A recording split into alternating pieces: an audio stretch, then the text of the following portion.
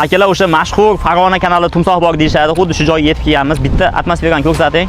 Akalar, hozir ponni ko'rib chiqdik. Bu joyda umuman timsoh yo'q. Hozir xuddi shu kanalga biz eshiklarimizni tashlaymiz. Bu eshiklarimiz xuddi shu suvda 10 kun turadi. Akalar, hali bu eshik tarixida bunaqa test sinov umuman bo'lmagan. O'rta Osiyoda, hattoki O'zbekistonda ham katta korxona eshikchilar Liboyga vizitni aql etgan odam qabul qilsin.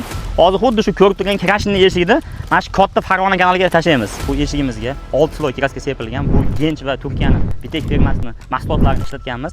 Akalar, bu eshigimizni hozir suvga tashlaymiz. Gench va Bitekdagilar meni sovg'an tayyorlab qo'yinglar. Sizlardan 217 Pro Max tekka reklama bo'lib ketyapti. Eshigimiz tayyor, tashlashga go. Akalar, mana xuddi shu eshigimiz Farg'ona kanaliga tashlab oldik. Shu eshigimiz Farg'ona kanalimizda 10 kun suvda turadi. 10 kundan keyin sizlar bilan kelamiz, xudo xolasa sifatini ko'ramiz, qaysi holatda turibdi. Bu eshigimiz 10 kun Farg'ona kanalida turadi. Bizni vizit qabul qilgan ustalar eshigini olib kelsin, shu suvga tashladi. Ularniki 10 kun tursa, biz bir oy tashlaymiz. Shu videomiz agar 100 ming like yig'adigan bo'lsa, xuddi shu eshikdan qayergacha Farg'ona kanalida suzamiz.